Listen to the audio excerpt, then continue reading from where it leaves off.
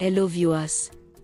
If you love stories that reveal powerful life lessons, uncover hidden truths, and spark deep conversations, you're in the right place. Here, we explore captivating tales, both real and fictional, that will inspire, entertain, and leave you thinking long after the video ends.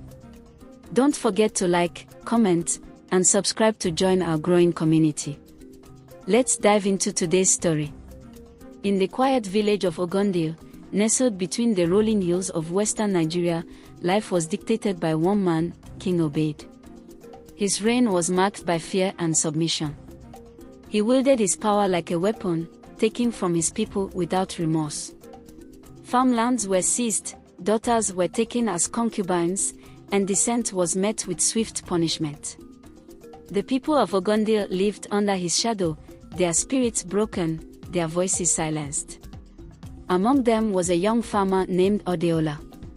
Known for his sharp tongue and unwavering courage, he was admired but feared, for in Ogondil, courage was a dangerous trait. Adeola's troubles began when King Obaid's soldiers marched into his father's yam field. Claiming it for the king's growing estate, they trampled the crops and left Adeola's family destitute.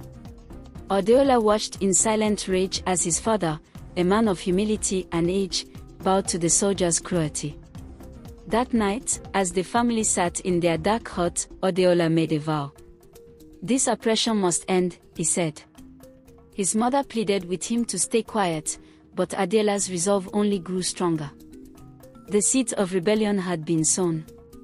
The following week, during a village assembly, Adeola stood before the king and his council.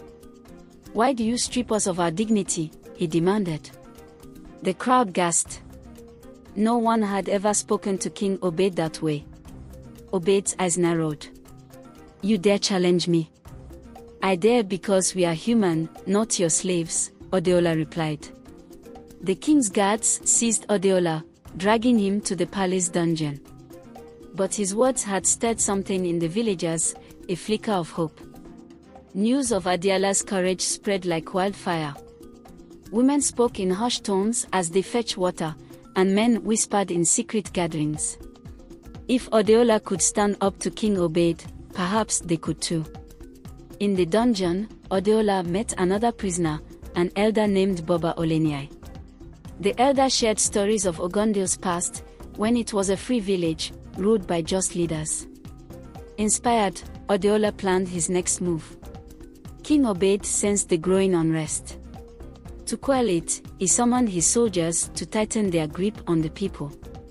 Taxes were doubled, punishments became harsher, and the village square became a stage for public floggings. Despite this, the villagers' defiance grew. Women refused to send their daughters to the palace, and farmers began hiding their harvest. The king realized Adeola's influence was stronger than he had anticipated. One fateful night, a fire erupted in the king's yam barn. Soldiers rushed to contain it, but the damage was done. Though no one claimed responsibility, the act symbolized rebellion. Adeola, still in the dungeon, heard of the fire through Baba Oleniyi. "It has begun," Baba said with a smile. Adeola felt a surge of hope. His imprisonment had not silenced the people. The villagers, emboldened by the fire, began to organize. They formed secret alliances, pooling resources and spreading messages of unity. Adeola's family took the lead, hosting gatherings under the cover of night. King Obaid's spies reported the unrest, but the villagers had become careful. The king grew paranoid, suspecting everyone around him. His own council began to question his leadership.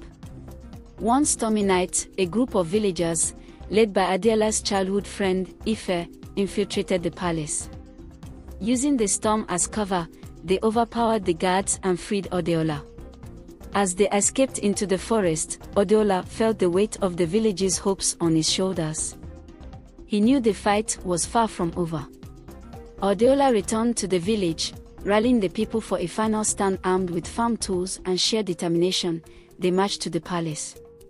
King Obaid, desperate to maintain control, met them with his soldiers. But the villagers' unity proved stronger. After a fierce battle, the king was captured. With King Obed dethroned, the villagers gathered to decide their future. Ordeola refused to take the throne, advocating instead for a council of elders chosen by the people. Ogondil began to heal. Farms flourished, and laughter returned to the village square. Adeola's bravery had taught them an invaluable lesson: freedom was worth fighting for, and unity was their greatest strength. Moral lesson from the story: true freedom comes from unity and the courage to stand against oppression. Together, even the most tyrannical rule can be dismantled.